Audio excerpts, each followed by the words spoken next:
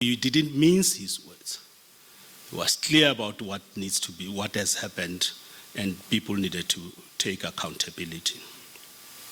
We can learn a lot from Lord and his dedication and profound contribution and remarkable selflessness in the pursuit of our nation's socio-economic transformation.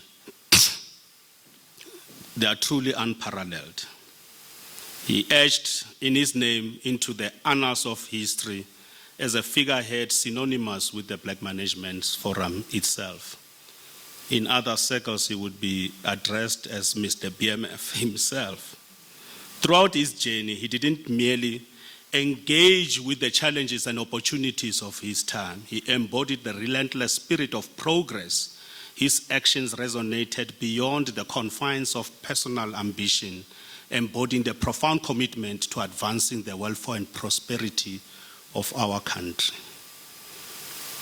In the grand narrative of our country's transformation, his influence shone as a guiding light, illuminating path towards more inclusive and equitable society. His tireless efforts and unwavering advocacy left an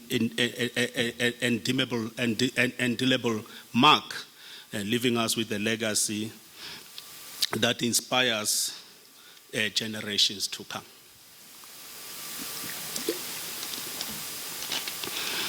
In his journey, he personified what it means to be a catalyst for positive transformation, illustrating that individuals with a clear vision and a resolute spirit can effect monumental change. His legacy serves as a testament to the potential of each and every one of us in terms of how we hold and make a lasting impact to the world around us.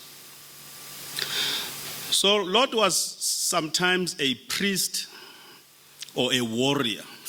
It was just not easy to know which Lord to expect. So when Lord stepped in to address the gatherings of the BMF, particularly at conferences, there was always this air of anticipation.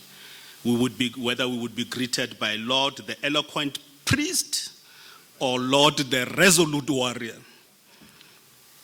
So that was the question. He was multifaceted. He kept us on the edge of our seats. He was eager to glean wisdom from whichever facets he chose to share with us that day. So this, ladies and gentlemen, these are the lenses that I wish to us to delve into this character, Lord Ndlovu, which was a complex character, and exploring various dimensions on how they intersect.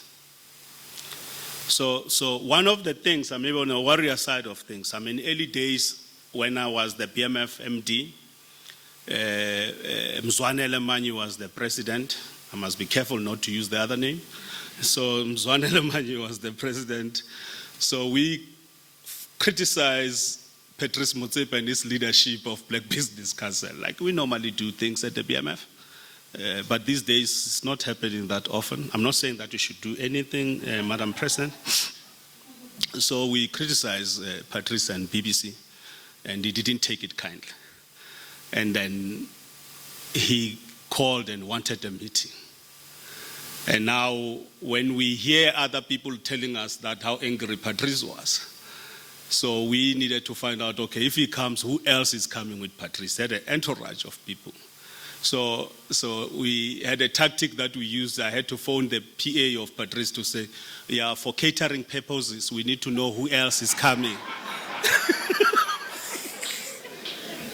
and once we had the names, we knew that we're not going to survive the day or the night or the evening. So we had to recruit Lord to come to be part of this meeting.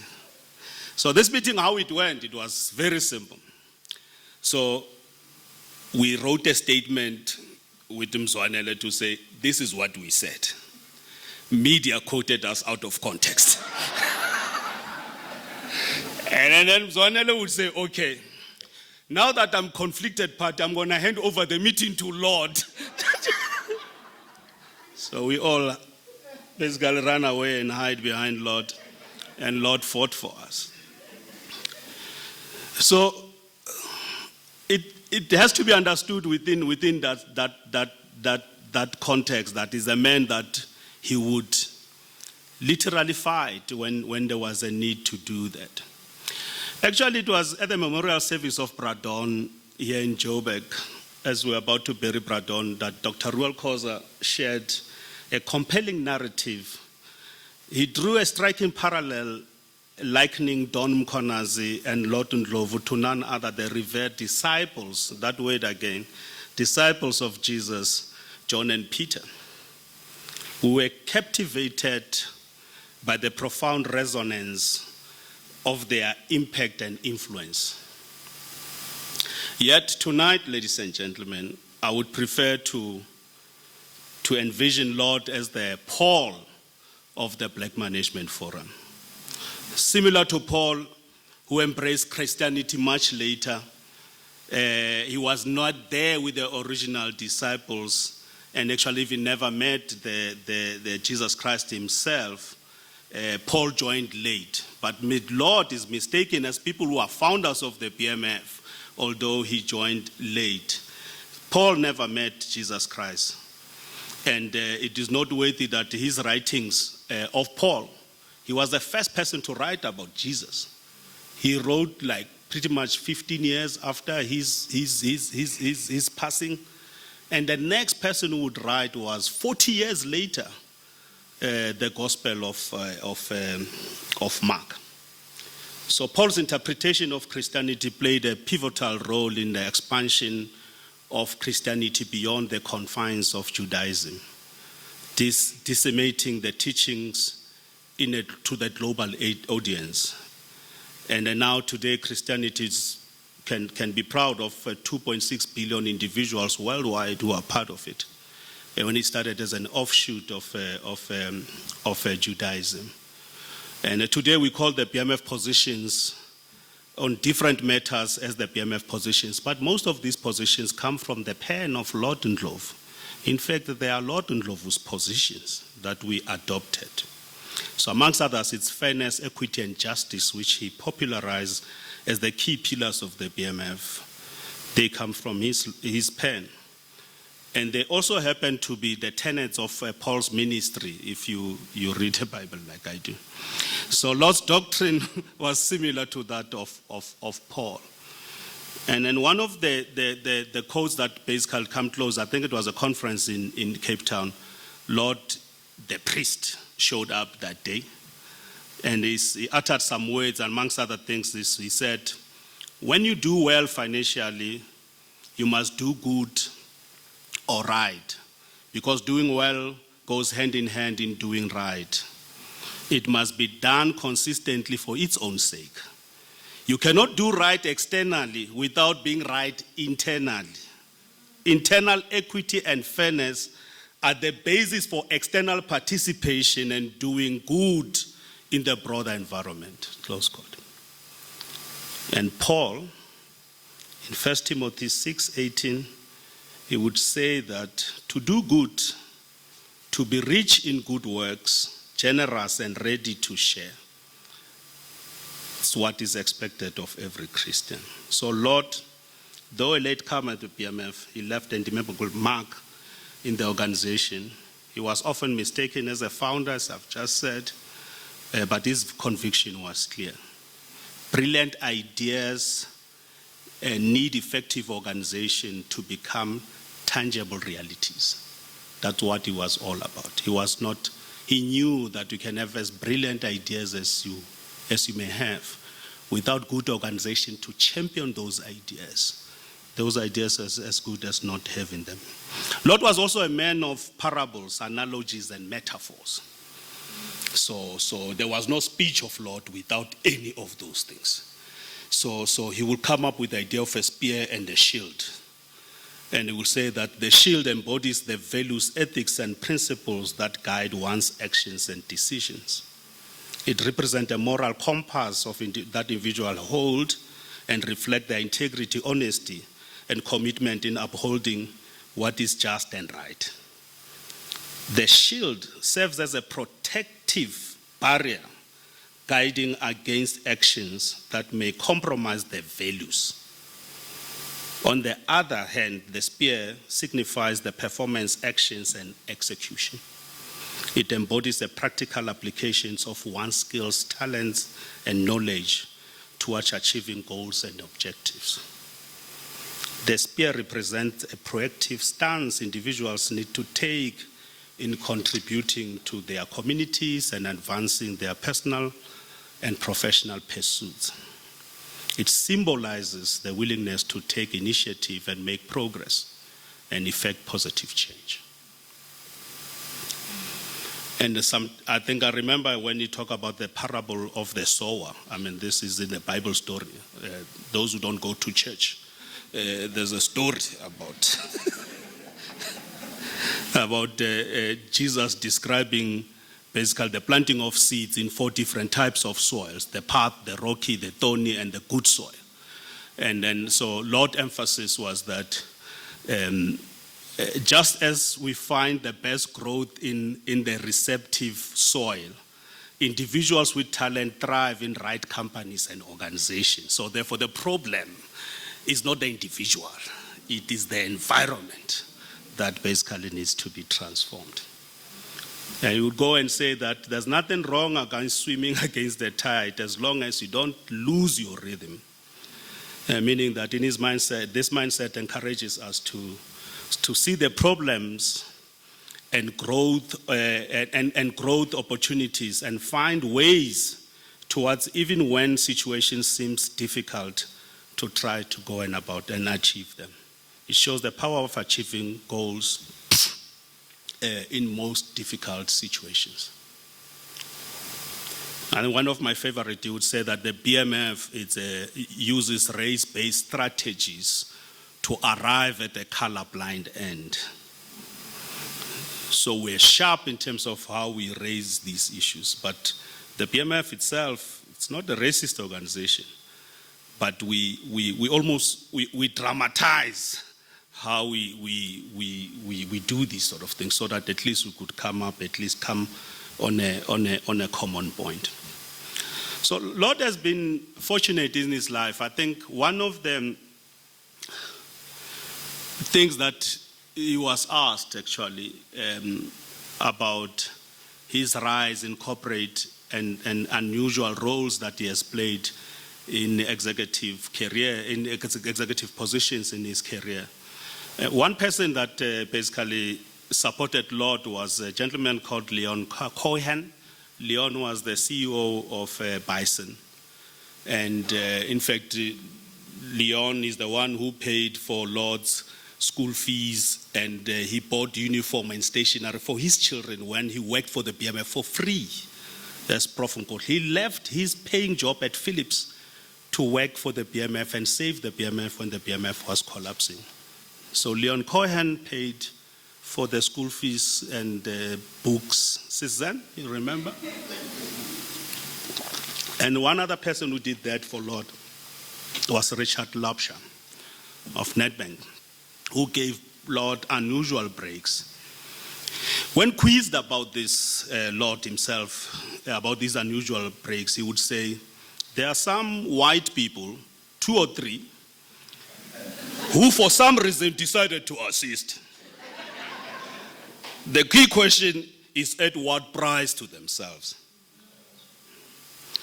And they will quickly add that companies have brought black people into high ranks in order to avoid criticism or for reasons of repositioning themselves. Companies have strategically elevated black people to prominent positions, not solely out of their genuine commitment and to diversity and inclusion, but often a response to external pressures and reputational enhancement. So he would balance that in as much as he would give credit to those who gave him the breaks. And Lord would sometimes credit his success on luck. He said it often. He's actually one person I know most of the times that you need luck. You may do all these sort of things, but you also need luck. So this perspective humbled him, and it reminded him that the unpredictable nature, it reminded him of the unpredictable nature of success. However, it's also a testament of his humility. Amidst his achievement, he acknowledged that the role of external forces in shaping his journey, and he recognized that his journey was not solely on the result of his own efforts and choices, but also the influence of external forces beyond his control. So we go back to Nedbank. He joined Nedco in 1993, as I've said earlier on, and assumed those different positions. And it was at the position when he was the HR director of Nedco, he came up with what is called today the Nedbank's 10 transformation truths. Those come from the pen of Lord. Even if they didn't tell us that, we will know it because we will see. All his things always come in 5 or 10, but most of the time it was 10 things. So these truths I thought I should share with you. So truth number 1, transformation. These are Nedbank's 10 truths on transformation. It is the right thing to do. Transformation is a business imperative.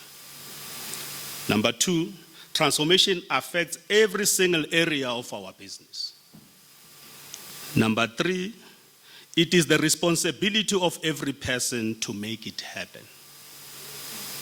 4, trust and transparency is required. Everybody should be heard. 5, transformation at Nedbank must be unifying, fair, and transparent. 6, transformation will have a short-term cost with a long-term benefits.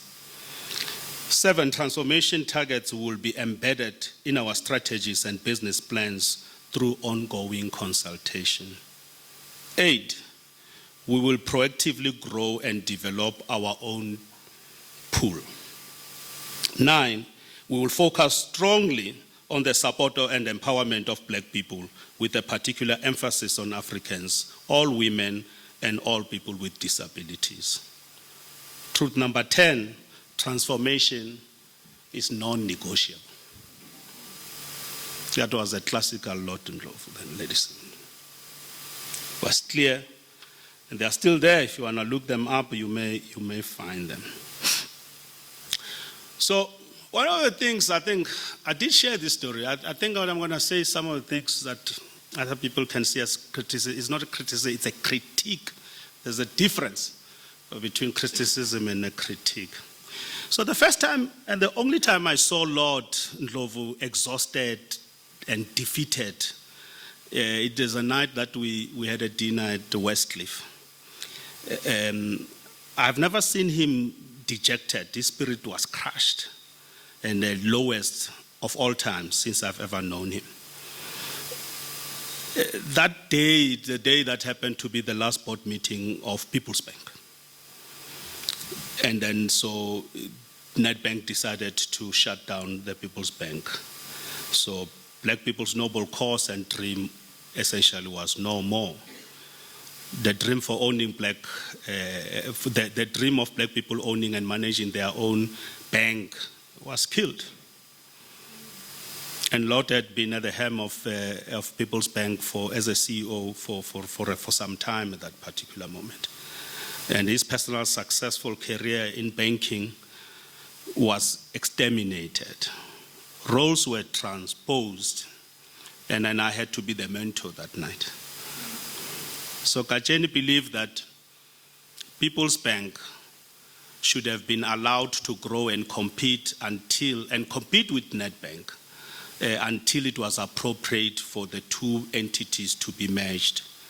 And the People's Nedbank was to grow out of these two entities.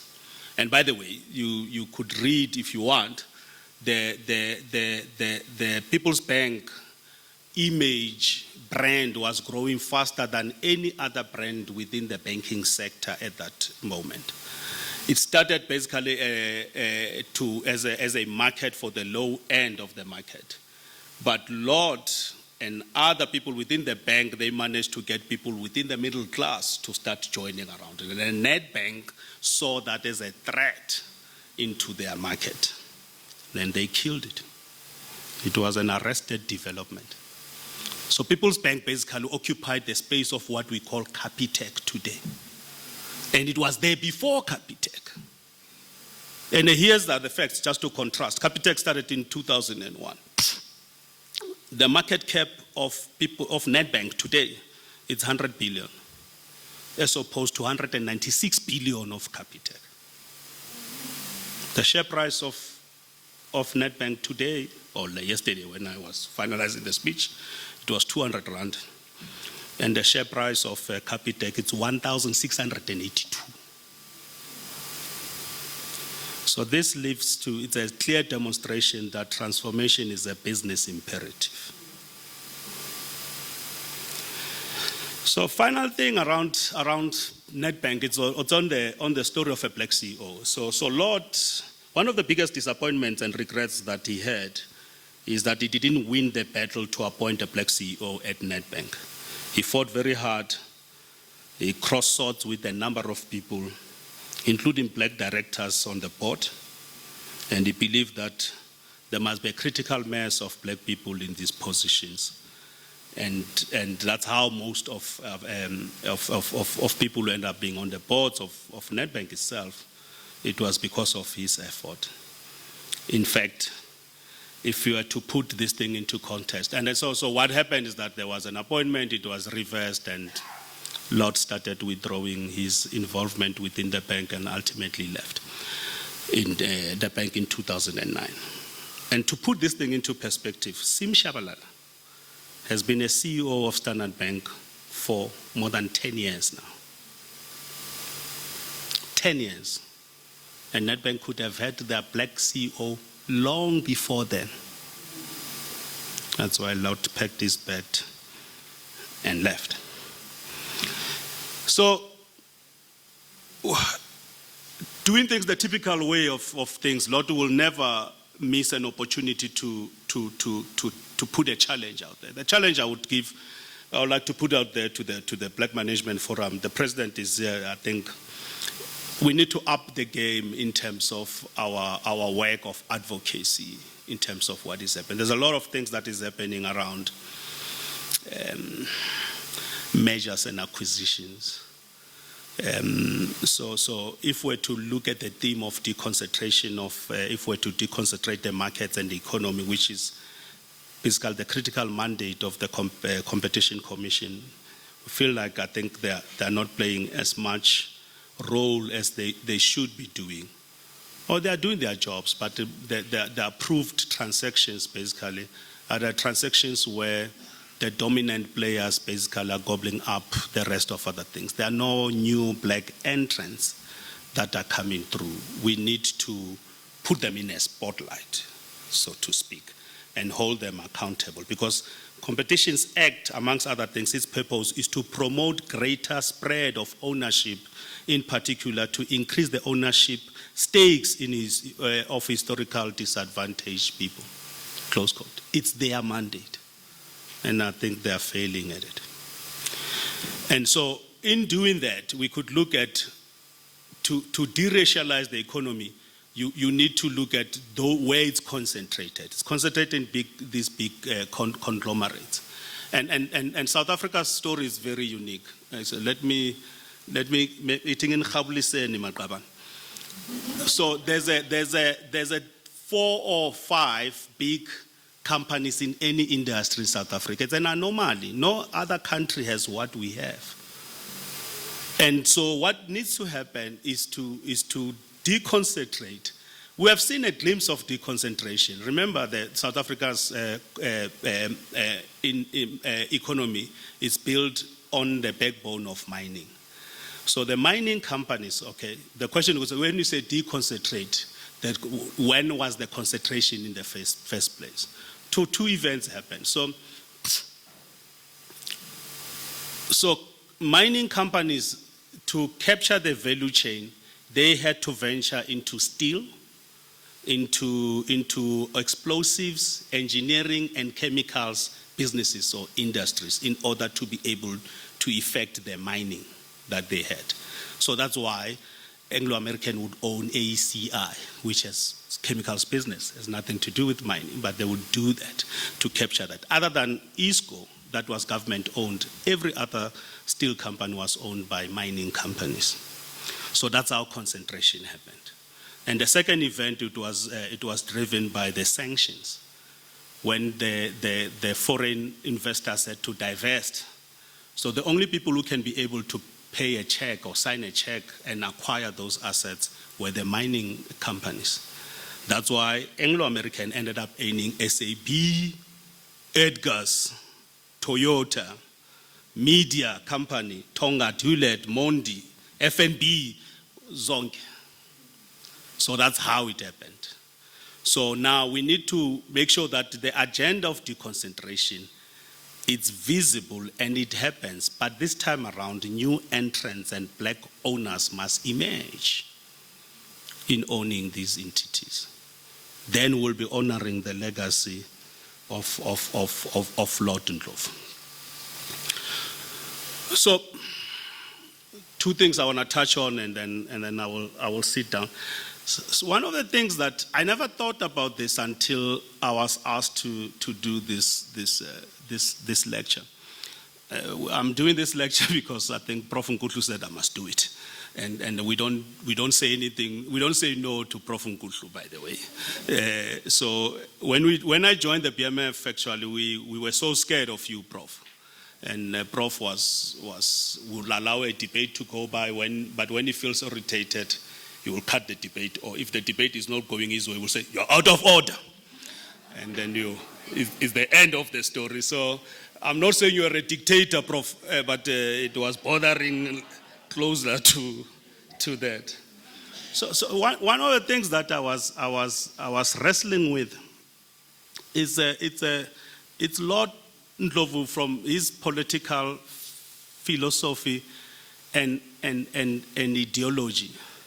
So he had what pretty much I would call thinking approach. Of his thinking approach was to learn, unlearn, and relearn, if we're to simplify it in a language that most of us would understand. And learning, unlearning, and relearning is a cycle of gaining and applying knowledge, discarding the old dated information and gaining the new information and building upon it and updating the previous knowledge that you had. I mean, you can hear that everybody was saying that about Lord as a thinker. So that's what he introduced within the BMF and challenging most of us in terms of how we do this. That's why most of us will meet Lord. By the time you finish having just a dinner with Lord, you are tired. He will tire you just from a conversation. And then he will talk to you about something over the phone. I remember driving, I said something, he said, "Oh, what kind of a reasoning is that?" So I knew, when he says that, you need to rephrase and improve in terms of your thinking. And so that's why we're schooled. I think if I was a university professor, he would be encouraging his students to use the grounded up theory approach. And the critical race theory. These are tough theories, but they are relevant to situations like that we are experiencing in South Africa today. One of the strange things, actually, as Lord passed on, when we're busy with literally we're tail end of the discussion with the publishers for his book. And for some reason, I remember when he wanted to have Mandela and Clinton on the cover of the book. I actually don't remember his reasons why he wanted that, but I remember insisting that his picture must also be there with those things. But as I was reflecting to, one thing I regret that I never had this philosophical discussion. Maybe thought it's a waste of time with me because I wouldn't grasp them that time. I don't know. But then I looked at Mandela's political philosophy as well. He believed in Ubuntu, but he was an African nationalist. And his ideology focused on dismantling apartheid, tackling institutional racism, and fostering racial reconciliation. He was determined to fight against oppression and injustice, and he had a courage to make difficult decisions and to speak the truth. That was Mandela. Don't listen to what these youngsters in Twitter are saying. I'm telling you about Mandela. This is Mandela. And on the other hand, Bill Clinton's philosophy is what they call a third way. And the third way basically they became, in the US, they called the New Democrat. But it's essentially what Tony Blair was running the country on. He believed in a mixed liberal conservative policies to seek a balance between the two. Clinton administration focused on economic growth, job creation, and reducing the deficit. And he succeeded in that mission. So, although Mandela and Clinton were friends, but their political outlook were different. And Lord Ndlovu became the bridge to harmonize the two different political philosophies and ideologies. So leaders must be willing to make difficult decisions and confront powerful forces when necessary. Effective leaders strive to unite diverse groups of people towards a common goal. So Lord demonstrated the value of finding common ground and building the bridges across ideological and social divides. So he was a public intellectual as well. So everybody, as you saw the video in terms of how they described him. So a public is a person who's widely knowledgeable, an individual whose written work or contribution to a social and cultural discourse are esteemed, and not only in academic circles, but they resonate to the broader segment of the society. So he touched all of us across, and we could understand him. So that's why I would basically label him a public intellectual. As I conclude, so I didn't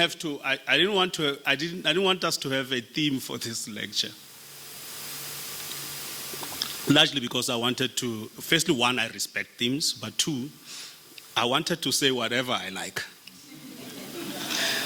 So Monde, I said, Monde, okay, you decide, you can come, and I gave 3 ideas and I picked this one.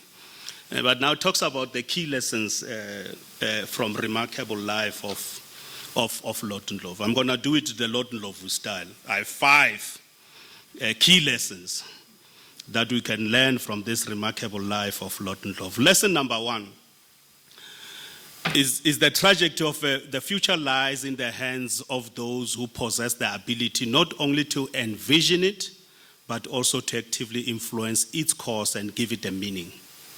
These individuals are architects of what is to come, charting new paths, formulating novel ideas, and forging an innovative direction. They are the ones not only participate in the future, but also have the power to breathe life into their visions, thereby sculpting the worlds into that eventually unfold before us. It is through the life of Lord Ndlovu that we understand the profound impact that the visionary thinkers, innovators, creators have in shaping our destiny and our course of history. Lesson 2. Transformation is not a mechanical process, but a deeply human one. Lord taught us a profound interconnection between empowerment, ownership, and transformation. He underscores the idea that true transformation is a multidimensional process that requires active participation and ownership from Black people. He teaches us that the importance of unlocking opportunities and ensuring that individuals have stake and a say in their own empowerment. He emphasizes that true transformation is a collective effort, and ownership is a powerful catalyst for driving meaningful change and sustainable progress. Lesson 3. The importance of humility in recognizing the influence and external factors in one's journey to success. That's what it teaches us. It teaches us that while hard work, talent, and determination are critical, there are elements beyond our control, like luck and unforeseen circumstances, that play a role that play a role in our achievements. This perspective encourages us to remain grounded, acknowledging that success is a result of individual effort, but also a product of a broader forces at play. It reminds us to be grateful for the opportunities and fortunate circumstances that contribute to our accomplishments. Lesson 4, the significance and determination and resilience in the face of challenges. That's what this teaches us. Lord teaches us that. Lord teaches us that much like navigating against the current, life often presents obstacles and opposition. Yet it is critical to maintain one's course and tempo. This perspective encourages us to summon inner strength, adapt strategies, and persistently forge ahead, even when circumstances seem formidable. He underscores that enduring commitment to our chosen path is often the key to overcome adversities and achieving long-term success. Lesson 5, the value of collaboration and collective effort. In turning great ideas into impactful realities, he recognizes that belonging to an organization provides a platform for ideas to flourish and to be championed.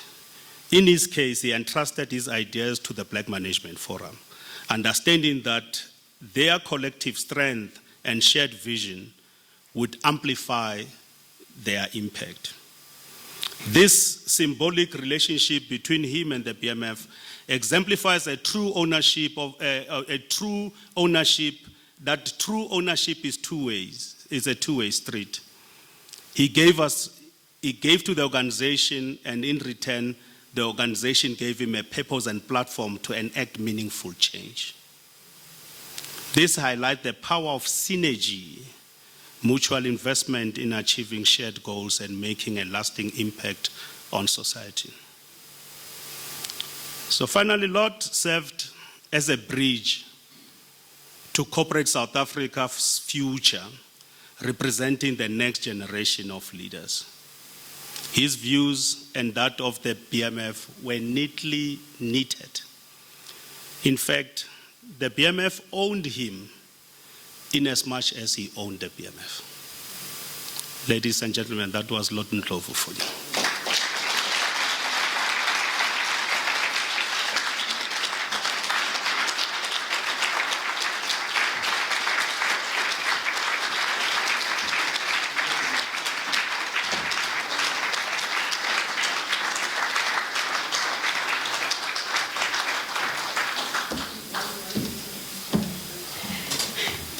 I think it's safe to say you can share your CV now. Because it was supposed to be shared at the end. And I would say, I don't know about you, but not only are we left having to think deeply, but we also know more about the man we are celebrating today. I just have one question. One question. Did you buy new shoes?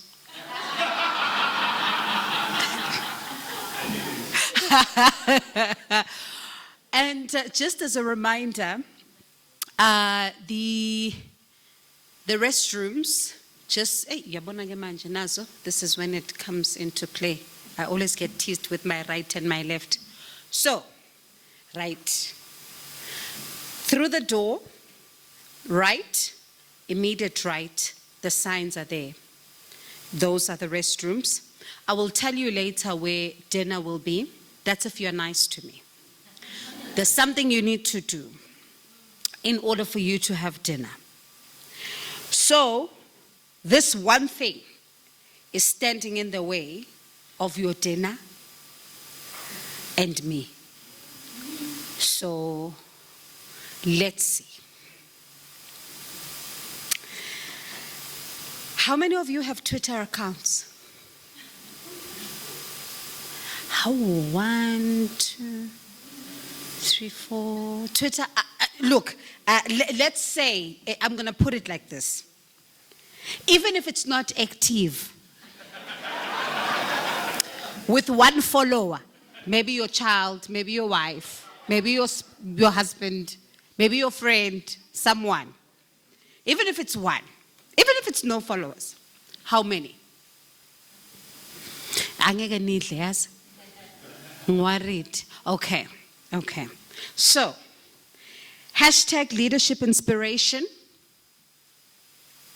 Hashtag Lot Ndlovu lecture. 10th Lot Ndlovu lecture. Hashtag, hey, Shelley's going to be very proud of me now. PWC. Hashtag reimagining SA together. Those are the hashtags, and I want you to go to the BMF national account if you want to see some of the hashtags. Let's hashtag some of the lessons that we learned from tonight's lecture. The more I see the lessons, the faster I move the program, the faster you get to eat. But when I don't see the lessons on the hashtag, agliwa. And I'm a night animal because my day starts at 2 p.m. every day. So this is still my daytime. Nyazin lambil, but let's do it. So some of the reflections from the lecture, you think about someone who didn't mince his words, a strategist par excellence, someone who owned the BMF and the BMF owned him, advocating for the space to stay the same when others are advocating for change. But something struck me, Mr. Mthunzi, when you said, you cannot do right externally without doing right internally. And there's something that, Madam President, you wrote in the week, and I'm going to borrow from it when you come up. When you're talking about the despondency that sets in when transformation is seemingly off the path. And tonight we hear about this, and these are not only just lectures, but it's a challenge for us to see whether or not are we walking towards that particular path. And I suppose it's a challenge. And someone who has this particular challenge, and you often hear how heavy it weighs on his shoulders when you engage with him. And that is Mr. Monde Ndlovu Ukajen. As you come to give a word from the family, I suppose these are also just reflections you possibly would have had over time. And I said to you this week, and deliberately so, that your father would be very proud of you. Very, very proud of you. And I hope we can give him a round of applause, because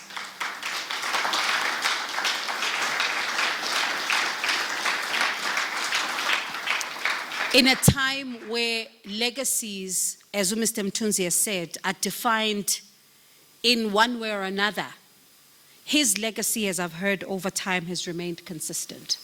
So as you come up to give a word from the family, I know that you have a burden on you, but he definitely would be very proud, and well done.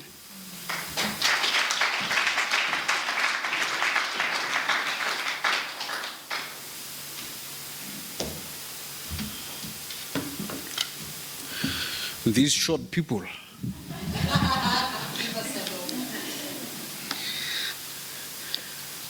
A very good evening, colleagues. Oh, colleagues. A very good evening to you, colleagues. Yeah, I enjoy feedback quite a bit, so please indulge me. My dear sister in transformation, our MC Bongiwe Zwane, Mam Shirley Machaba, and PwC partners, we thank you for the opportunity once again, and you've walked this journey for us. I think this is now the 7th lecture that you have sponsored. We know that it means something to you, and it means a lot to us that that you've walked this journey with the BMF and the trust and the family, and we do not take your contribution lightly. So we thank you for the 7th lecture that you have sponsored. We know that you might sponsor another 7.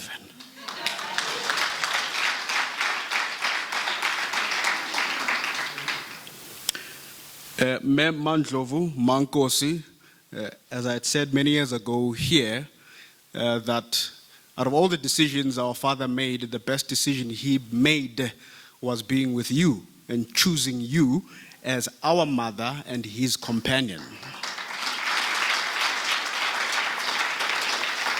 So without you, there would not have been a lot in Ndlovu to this extent. And we thank you for allowing him to be what he decided to be in his complexity, in his many shades of complexity. Thank you very much. We really, really appreciate you and for what you've done for us. By the way, when we celebrated our parents deliberately, it's a few years before he passed away, and also my elder sister passed away, one of the things that he said about you was that I take no responsibility for how these kids are today. They are who they are today because of who you have been and the role that you have played. So he said, I take no responsibility at all. So I would never forget that, him honoring you that way, that he takes no responsibility in who we have become. Unshine izandla.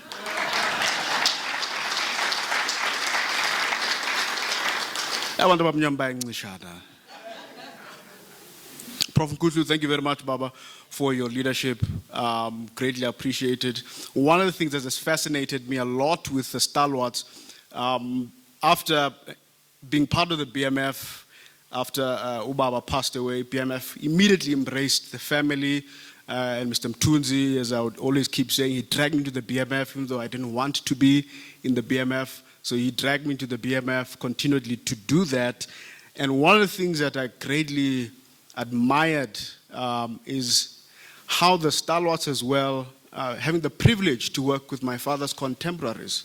So it's Prof. Ndlovu, at some point Dr. Koza, at the present moment it's Babu Eric Mafuna, which is a great privilege. I never envisaged that something like that would ever happen. And so we owe it to Mr. Mtunzi for dragging me into the BMF when I refused to be dragged into the BMF. And so for me, really humbled to be working with yourself and Mr. Mtunzi, with Mr. Mohale at some stage, and being exposed to the wealth of wisdom. And now understand how the contemporaries think in terms of metaphors. Mr. Mtunzi spoke about metaphors and analogies and storytelling. I sit with Mr. Mafuna, and it's just storytelling after storytelling after storytelling. And so I'm also becoming a storyteller as well because of those engagements. So I'm greatly humbled at that opportunity. Unshine izandla.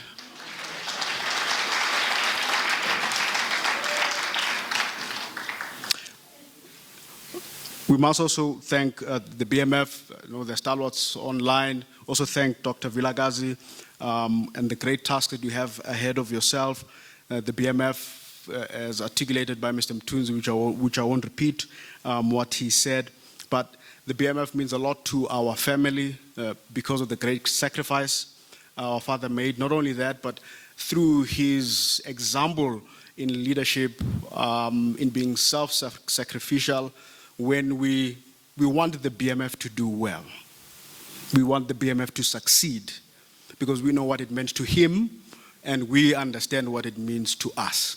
So if the BMF fails, we then also feel we have failed as a family. And so that is the burden that we carry, that we are intertwined at the hip with BMF.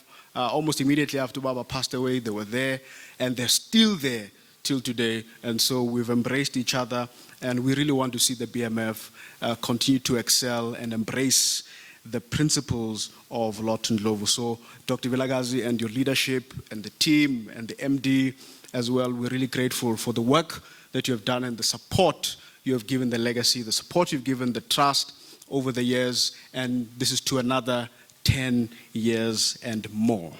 Siyabonga. Mr. Mtunzi, my brother, I know we like to debate, don't agree all the time, but you know where it comes from. I don't have to explain it.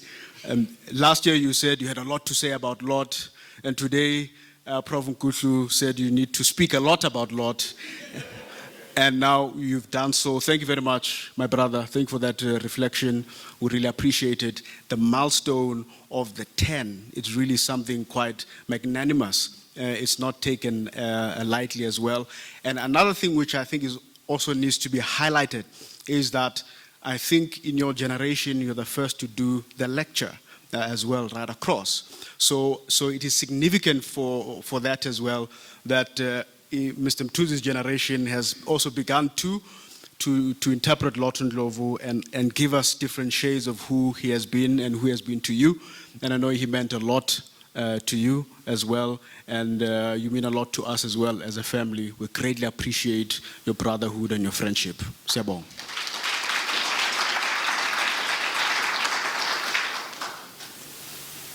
So with all of these milestones, 10 years, 20 years of the Triple B Act, 30 years of the affirmative action blueprint, the critical mass issue, et cetera, et cetera. But there is this question of a generational interpretation of legacy as to why. And it's critical that we appreciate and acknowledge that there may come a generation that may further question us as to why we must keep on celebrating Ndlovu. And the lecture has now stood as an institution of knowledge sharing. And with this generational interpretation, I think one of the things we may need to think about and look at is, I mean, the video snippet was done by the marketing team, by the way, at BMF. They cut that very well, and I think they did a splendid job. With all of the lectures, even we've got the written copies as well for us to develop another book with that. And we have started to talk about that at some point with Mr. Mtunzi, that we need to start thinking about those things. We also know that the biography as well is not done. In fact, it's not even started as yet, because UJ had said they wanted to do a proper bio of Ndlovu, and they just wanted the right writer. So every writer we went to them with, they said, no, not this one. No, not that one. Not this one. So it's been a couple of years back and forth. Hopefully we'll find the right person who would have a proper generational lens and interpretation of who he is, and get the rich story of Ndlovu's bio for future generations, because the question will be asked. Just like when we change names and remove statues, people ask the question, because when we do those things, it invokes different emotions in different people. It's not the same consistent emotion in every person, but it invokes something different to different people. So you may find out that there are people who not really appreciate Ndlovu, and it's okay. Then there are those who do. But we need to be able to back it up correctly, so that without equivocation, without question, that when a pharaoh rises in 20, 30 years' time, in terms of new leadership in the BMF or in the black leadership space, and they ask the question, what did he do? Like Mandela has been questioned almost on a daily basis, but he sold us out, he did this and that. Those questions will come, but there must be an answer. And I believe that this lecture as an institution, a memoriam of who he was, stands as an answer to the repetitive questioning that we get both formally and informally. The other issue, very quickly, I won't take a lot of your ears. They tell us that children go through three phases, especially boys, when they look at their fathers. So when they're small little boys, they idolize him. When they get to a certain age, they begin to demonize him. And when they get to the third phase, they begin to humanize him. And many of us go through those kind of stages where you idolize your father, idolize your parents to a certain point until you start realizing other things, or you don't want to hear their advice and you start demonizing their advice and not taking it seriously. But when you get to the humanizing stage where you also start making mistakes and you also realize that in actual fact, your father or your mother was right about X, Y, and Z, you begin to rehumanize yourself. In other words, you go back to being a child in appreciating the people around you. So, understanding Lord Ndlovu not only as a human being, as a leader, but to elevate him as an idea. So when you elevate him as an idea, you are able to separate the good, the bad that you don't like, what you don't appreciate, and appreciate him as an idea, as a concept to be championed. And I think with the lecture, we're really getting to that stage where he is becoming an idea, what we represent, what we ought to aspire to, not only as a human being, but as an idea. Therefore, the BMF as well is not an individual. The BMF is an idea. And that is why it has lasted this long, because it's not about a human being, but it is about the ideas, the ideals that must stand the test of time.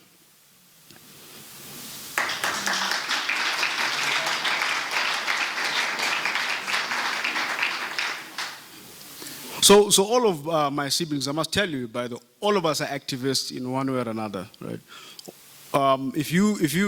It's a pity my late sister is not around anymore, but we used to put all of us together. I think the person that would keep quiet the most is myself, followed by my father, then maybe my mother, but all of us are activists, very loud. It's a pity Tembi's not here, her children are not well, that's why she's not here.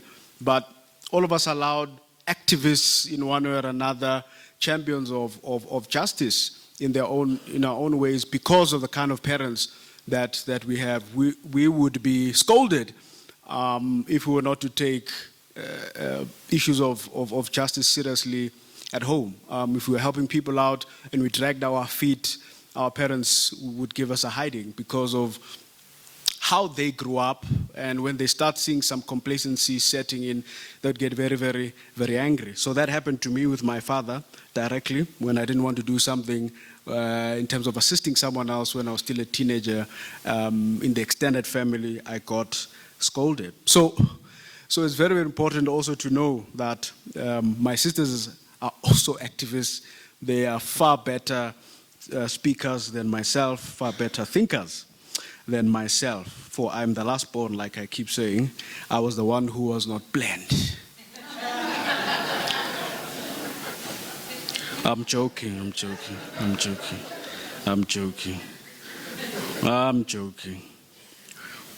But I think lastly, from a BMF point of view, I just want to briefly remind the BMF of its own 7 principles. It's one of the things that we don't talk much about in the BMF. So I'm also a member now of the BMF.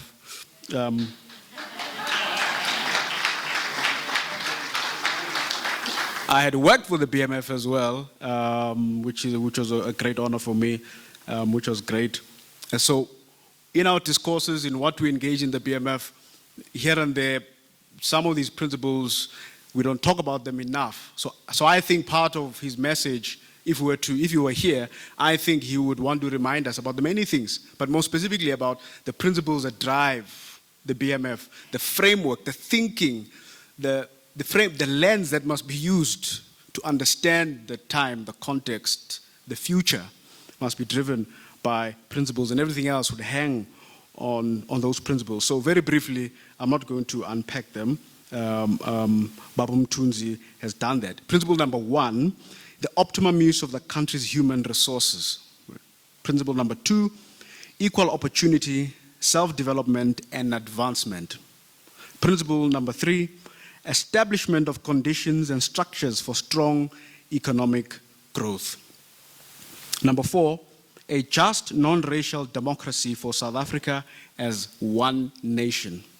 Number 5, an Africa-centered management and leadership perspective which takes South Africa as a point of departure in relating to the global political economy.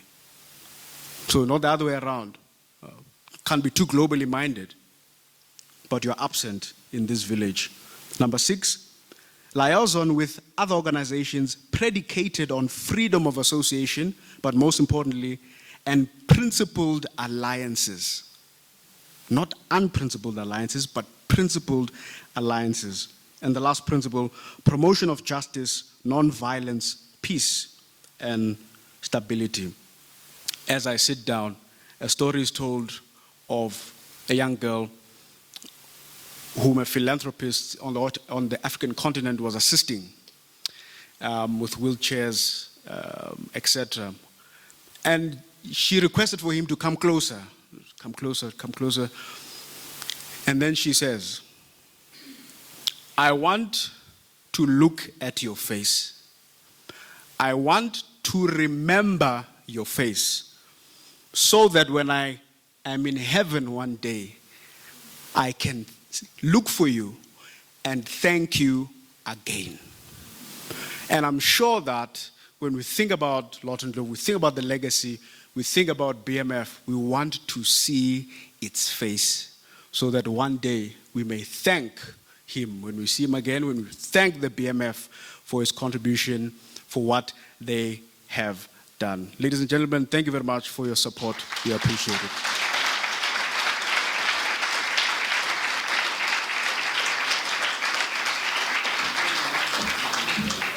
Almost there. Hey, Monde. Okay. Almost there. Almost. Hey, Lebohang Pasha. Where is Lebohang Pasha?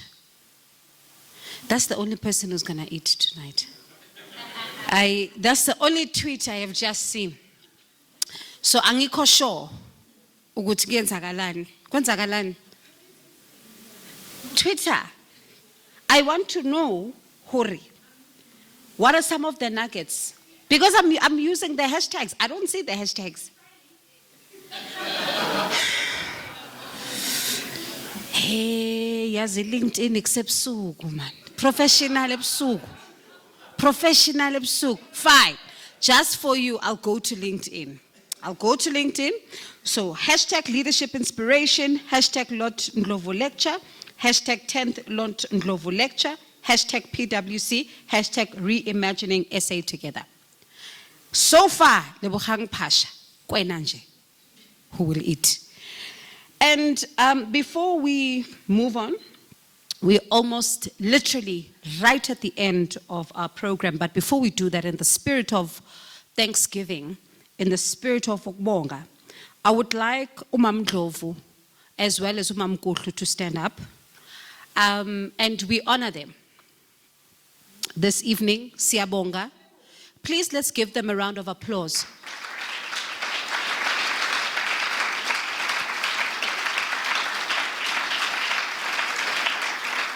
Because sometimes we forget that wind beneath somebody's wings. We appreciate the product, but we do not appreciate the driver, the actual person who makes the stage possible for the person who we celebrate. So we're celebrating with Professor Nkutlu, we're excited, but we need to look back because when the stage is set, there is someone who takes a huge personal sacrifice to allow the individual who's being celebrated to be celebrated. So siyabonga kakhulu. We are learning.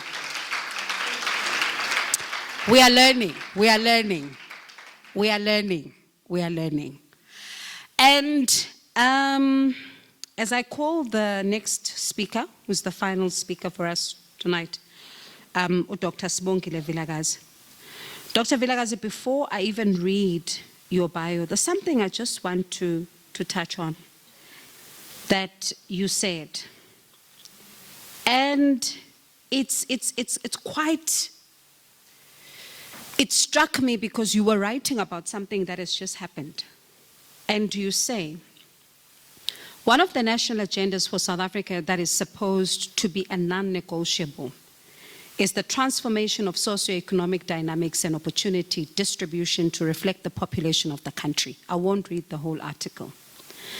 And then you continue to say, in actual fact, women leaders are not wanted. Why would despondency not set in after this?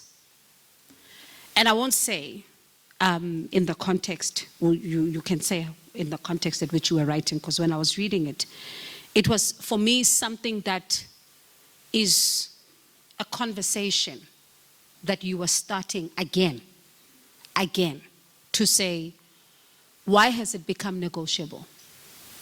Why is it an option and not something that we do? And not only South Africa in the context of the country, but it challenged me as a person, just as an individual, on a daily basis to say, what becomes the role? So Dr. Vilakazi, the president of the Black Management Forum, she's also a research psychologist with a PhD in organizational development and diversity management. And she completed her PhD at Wits Business School. She's also the founder of Nsekelelo Business Solutions, a consulting business. She consults for small, medium, and corporate organizations on business transformation strategy. So transformation is something that is very close to her heart. And she's the chairman of the Gauteng Growth and Development Agency and an independent non-executive director of the South African Music Rights Association, SAMRO board. And those are the people I often fight with when I do my stories. Hey, you must watch where you have friends. Before you come up, Dr. Vilakazi, watch the friends you keep, please. I just received a WhatsApp from a friend of mine who's telling me he wants his own dinner and he's fighting with me. Rems Mabote, I will check your tweet. I will see if you tweeted and if it does exist. If it exists, you will have dinner. For now, hold on. It's Dr. Vilakazi's time. So Dr. Vilakazi, over to you.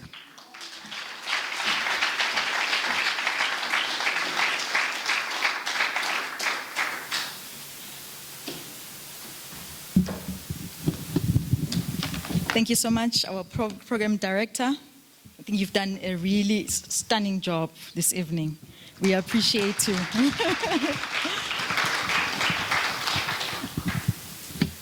Is it better? Okay, I think it is better. I'm quite aware that I'm now standing in between dinner, and it's quite late. So I'm going to go straight to the point and greet the Gajeni family. Thank you so much once again for allowing us to celebrate this great man that we love so dearly as an organization, who inspires us so much as an organization, and the foundation that keeps allowing us to have this year in and year out. And we are really hoping that it will continue for a long time. We appreciate you as a family, and we thank you for allowing us to have this man. To our past presidents that are in the room, Prof. and Mr. Mngane, thank you so much for inspiring us, for continuing, not graduating, as Mr. Mngane has said, out of the BMF. We need you. We need you to remind us of what it means to lead this organization, because as times change, new dynamics enter. And we need your firm hand to keep on showing us the way. And thank you so much for doing that. And for this lecture, President, wow.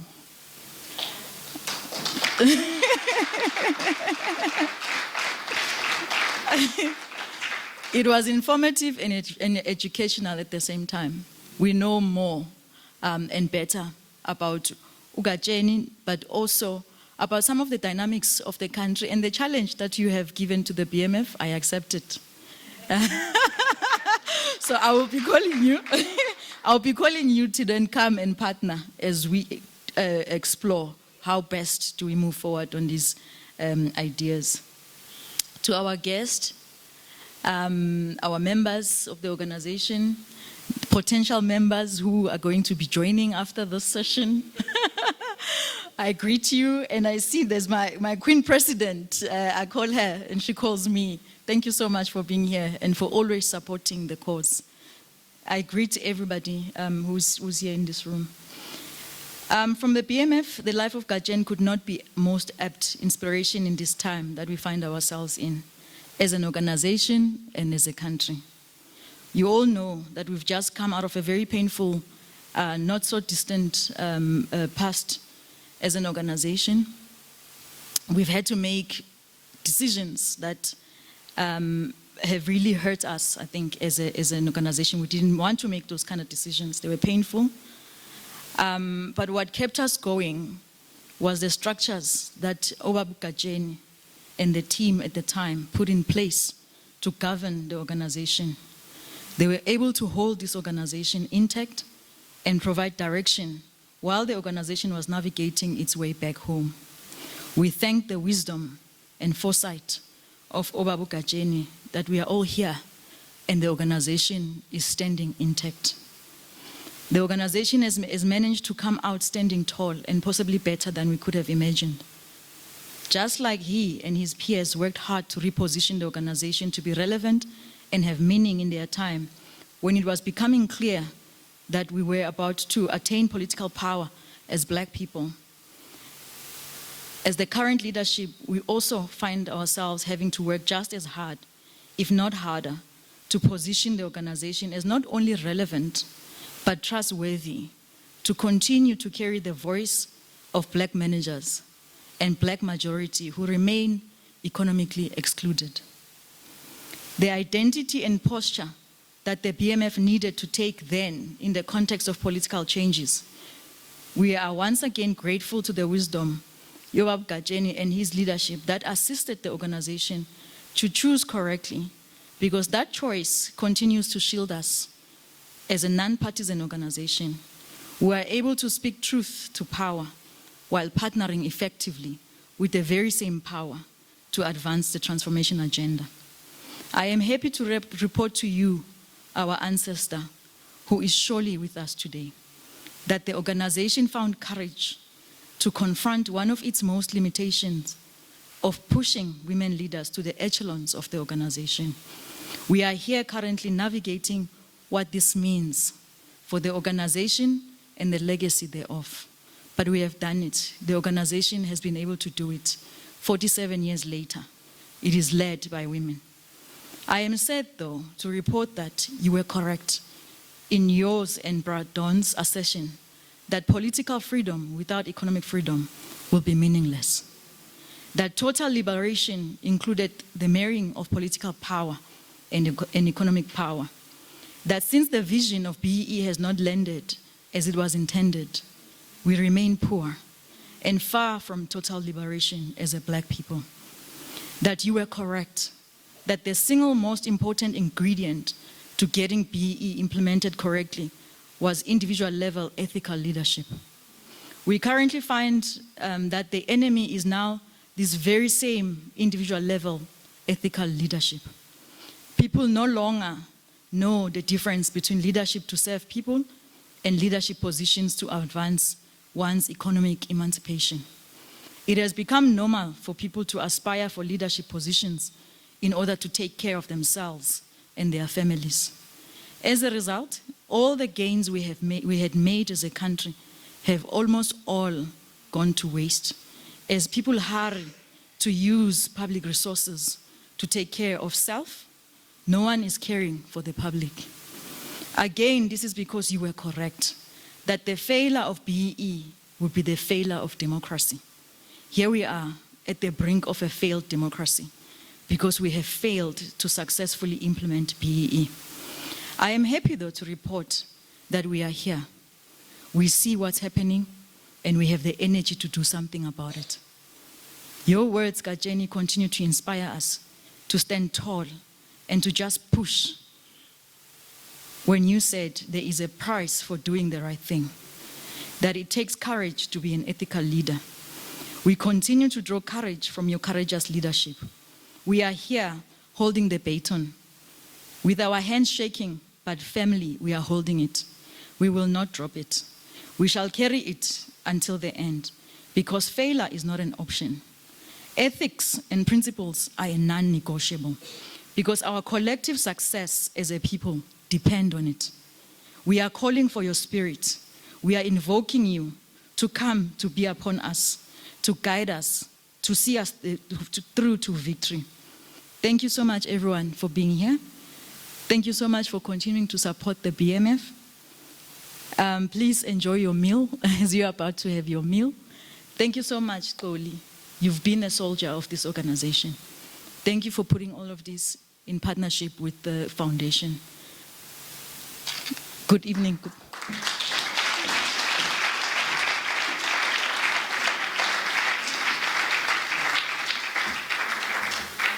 Okay. I see the tweets are coming. Hey, yeah, no. The hunger is speaking. Always threaten people with food. You'll get cooperation, trust me. It's an MC's dream. The minute you start threatening about food, cooperation is there, right there at the top. And I'm seeing even one of my favorite people tweeted as well, Felicia. She tweeted as well. I'm seeing the tweets. Felicia Butele is a tweet, in fact, on LinkedIn, talking about how worthy he is to be celebrated. I'm yet to find more LinkedIn posts, but it's okay. I'm watching. So, towards the end, so there's evidence. I shall approach your chambers during this time. So, one of the things that is always important is this particular part of the program to also just honor and thank people. So I'll ask you, Dr. Vilakazi, to come back. Professor Nkulu, please come back. Ndlovu, ngicela nisondele. There is umcimbi okumele wenziwe.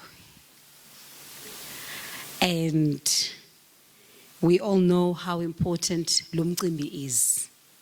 Ngizoshiya ezandleni zenu ukuthi nisondele ngoba lo mcimbi ubaluleke kakhulu. Mina ngiyawuhanda over ukuthi umcimbi angazi ukuthi nizokwenza. Please may I have a roving mic.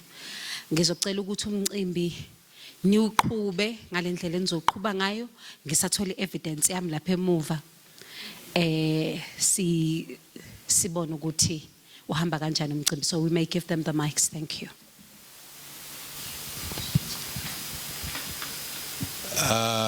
It's really a great privilege for us, for me as chairman of Lord Ndlovu Trust, together with the president of BMF, to say, Sizanele, we present to Mngane, our guest lecturer today, Ndlovu. Please.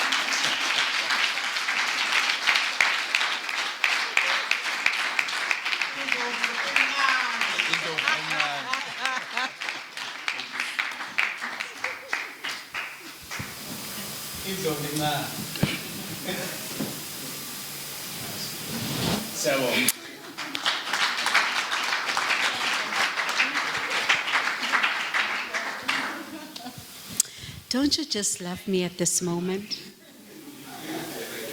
Don't you just love me at this moment? So, this is the part where I get to hear from you how much you love me so you can go eat. Otherwise, I'm not closing the program. But honestly, thank you so much, ladies and gentlemen, for being part of this evening. And I know, Guti, it meant a lot to Okajeni and the BMF, and also for the pleasure of your company as well, because as program director, you sometimes don't even know what kind of crowd you're going to find. And it kungaba awkward very quickly, you know. But thank you so much for the warm welcome and the beautiful cooperation. And sir, I'm so sorry that you sat alone at the table. I really do apologize. You see. Then we are done. But thank you so much. And please note that dinner, let's do the left and right thing again. Right. So, dinner, left. You go all the way, you pass the stairs, you will see dinner that side. And ladies and gents' restrooms, right, and you'll be able to see the signs. But from me, it's been a great honor to be your program director this evening. I thank you very much.